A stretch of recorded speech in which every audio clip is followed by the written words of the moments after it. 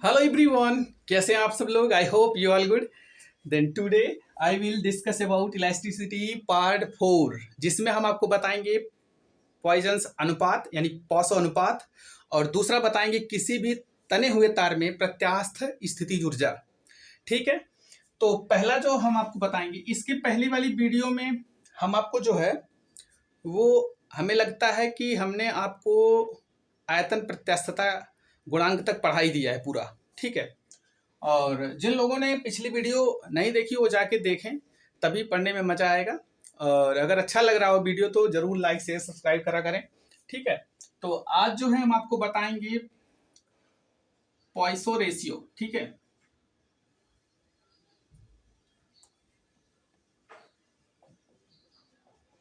पॉइसो अनुपात, जिसको बोलते हैं पॉइजन्स रेशियो।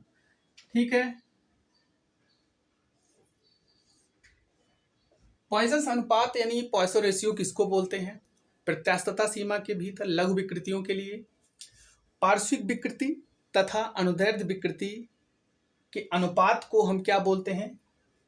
पॉइसो अनुपात बोलते हैं। या इसको इस तरीके से भी कह सकते हो, प्रत्यास्थता सीमा के भीतर पार्श्विक विकृति अनुदैर्ध्य विकृति के समानुपाती होता है। जब हम समानुपातिक नियतांक हटाते हैं, जिसमें इसको सिग्मा से डिनोट करते हैं, ये निकल के आता है, तो इसी को हम क्या बोलते थे?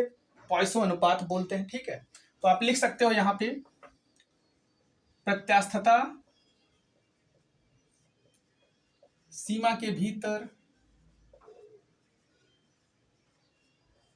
लघु विकृतियों के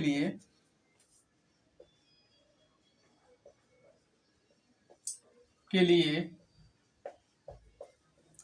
पार्श्विक विकृति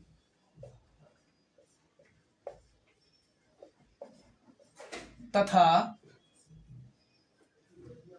अनुदैर्ध्य विकृति के अनुपात को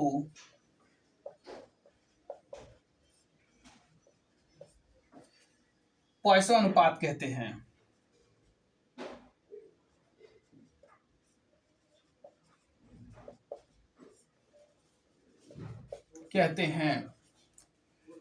जिसे सिग्मा से डिनोट करते हैं या प्रदर्शित करते हैं। इसका कोई मात्रक नहीं होता। अभी समझाएंगे क्यों मात्रक नहीं होता, क्योंकि ये देखिए पार्श्विक विकृति है, विकृति का कोई मात्रक या बीमा नहीं होता। दोनों विकृति अनुदैर्ध्य विकृति और पार्श्विक विकृति का अनुपात है, तो विकृति का अनुपात जो है वो कट जाएगा। इसी वजह से इसका कोई बीमा और मात्रक नहीं होता। इसका प्रदर्शित करते हैं, इसका कोई बीमा नहीं होता, ना मात्रक होता, इसका मात्रक नहीं होता। ठीक है, यहां पे लिख सकते हो सिग्मा इज इक्वल टू पार्श्विक, अभी प्रूफ कर देते हैं, इसका अनुपात भी प्रूफ करेंगे। पार्श्विक विकृति बटा अनुदैर्ध्य विकृति।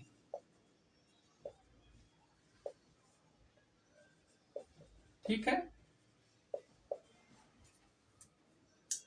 तो यहां पे अगर हम आपको बताएं कि मान लीजिए कि कोई तार है।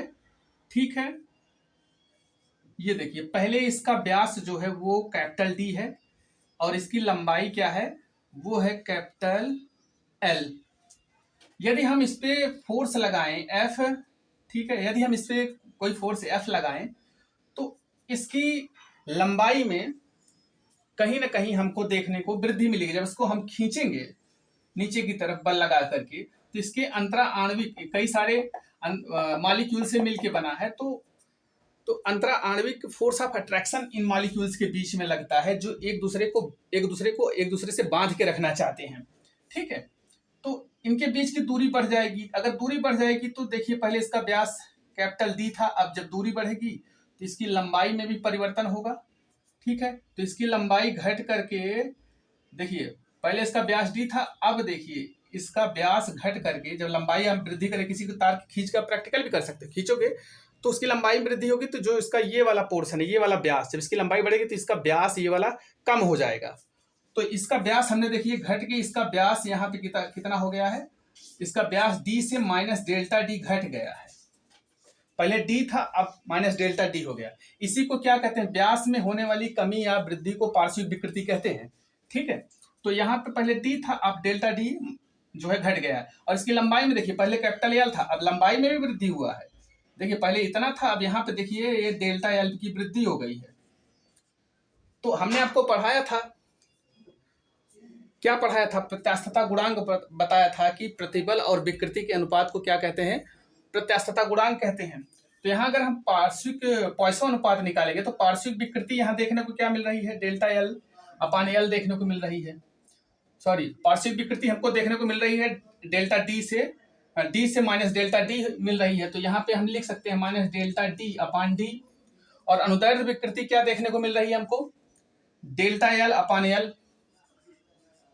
ठीक है, अगर हम इसको सॉल्व करेंगे तो ये सिग्मा की वैल्यू निकल के आ जाएगी डेल्टा माइनस डेल्टा डी, ये ऊपर चला जाएगा L into L, capital L है ये, अपान अब ये वाला इसके साथ हो जाएगा डी इंटू डेल्टा एल। ये फार्मूला निकल के आ गया किसका, ये फार्मूला निकल के आ गया पॉइसंस रेशियो का फार्मूला यही है। ठीक है, और पॉइसंस रेशियो का मान जो होता है ना वो -1 से 0.5 के बीच जो है क्या होता है, लाई करता है। ये पूछा जाता है ज्यादातर, यही बड़े बड़े एग्जाम में ज्यादातर यही पूछ लिया जाता है, पॉइसंस रेशियो का मान कितने के बीच लाई करता है। 4 तो ऑप्शन दिया रहेगा जिसमें से ये भी दिया रहेगा और ये वाला सही करके आइएगा आप लोग, -1 से 0.5 के बीच। तो अगर आप स्क्रीनशॉट लेना चाहते हो तो ले लो। मैंने क्या बताया, प्रत्यास्थता सीमा के भीतर लघु विकृतियों के लिए पार्श्विक विकृति तथा अनुदैर्ध्य विकृति के अनुपात को पॉइसंस अनुपात कहते हैं। इसे सिग्मा से प्रदर्शित करते हैं, इसका मात्रक नहीं होता है क्योंकि दोनों विकृति है, विकृति जो है कर जाती है, इसलिए इसका कोई मात्रक नहीं होता है। तो इसका हमने एक्सप्रेशन निकाल के हमने दिखाया। ठीक है, अगर वीडियो में कुछ समझ में नहीं आता तो आप नीचे कमेंट कर सकते हो कमेंट बॉक्स में। ठीक है, और बार बार देखोगे समझ में आ जाएगा हमने क्या समझाने का प्रयास किया है। तो स्क्रीनशॉट आप ले सकते हो, और वीडियो को अगर अच्छा लग रहा है तो लाइक कर दिया करिए प्लीज, शेयर भी करा करिए। अब हम आपको बताएंगे किसी भी तार को अगर हम खींचे या खींचे हुए तार में प्रत्यास्थ स्थितिज ऊर्जा, दूसरी heading this is very important, important डाल लीजिए, इंपॉर्टेंट तो इसके नीचे सभी सारे टॉपिक इसके इंपॉर्टेंट। ठीक है, किसी खींचे हुए तार में प्रत्यास्थ स्थितिज ऊर्जा, ठीक है, तो हम इसको आपको फिगर के माध्यम से समझाएंगे, आप जल्दी समझ जाओगे। अब प्रत्यास्थ स्थितिज ऊर्जा कैसे आप मतलब किसको कहते हैं, देखिए पहले मान लीजिए कोई तार है, ठीक है, और कोई भी तार ये ऐसा नहीं है कि सिर्फ एक मॉलिक्यूल से मिलके बना है, बार बार बता रहे हैं कई सारे मॉलिक्यूल से मिलके बना है जिनके बीच में इंट्रामॉलिक्यूलर फोर्स ऑफ अट्रैक्शन लगता है। जब हम क्या करते हैं, इस पे एफ बल लगाते हैं, पहले मान लीजिए इस पे एफ जो है 0 है, तो इनके बीच में मतलब इसकी लंबाई में कोई परिवर्तन नहीं हुआ, ये आप भी देख रहे हैं, इस पे हमको कोई कार्य नहीं करना पड़ा क्योंकि एफ 0 है, तो इसकी ना तो लंबाई मान लीजिए लंबाई एल है, कैपिटल एल है, तो वो एल ही रह गई। बात समझ रहे हैं। और इसी तार को मान लो यही तार है, और जब हमने इस पे फोर्स लगाया तो हमने क्या देखा, हमने देखा पहले इसकी लंबाई इतना थी, अब जब मैंने इस पे फोर्स लगाया एफ, मान लीजिए यहाँ पे एफ 0 था तो इसकी लंबाई इतनी रह गई, जब हमने फोर्स लगाया तो इसकी लंबाई बढ़ के यहाँ पे डेल्टा एल हो गई, पहले कैपिटल एल, अब यहाँ पे क्या हो गया डेल्टा एल बढ़ गई, तो इसको हम लिख सकते हैं एल प्लस डेल्टा एल लिख सकते हैं। तो हमने क्या देखा कि ये जो तार है ये कई सारे मॉलिक्यूल से मिलकर बना है, इसके बीच में इंट्रामॉलिक्यूलर फोर्स ऑफ अट्रैक्शन लगता है। तो जब हम इसको खींचते हैं बल लगा करके, तो हमें कहीं ना कहीं इस मॉलिक्यूल के विरोध में हम कार्य करते हैं। तो जो हम इसके विपरीत या इसके विरोध में जब हम कार्य करते हैं तो इसी को क्या कहते हैं, इसी कार्य को, यही कार्य जो है इसमें प्रत्यास्थ स्थितिज ऊर्जा के रूप में क्या होती है, संचित हो जाती है। जो हम कार्य इसको खींचने में करते हैं इन मॉलिक्यूल के विरोध में, ठीक है। तो यही कार्य हमारा इसी तार में प्रत्यास्थ स्थितिज ऊर्जा के रूप में संचित हो जाती है, यानी ऊर्जा के रूप में संचित हो जाती है।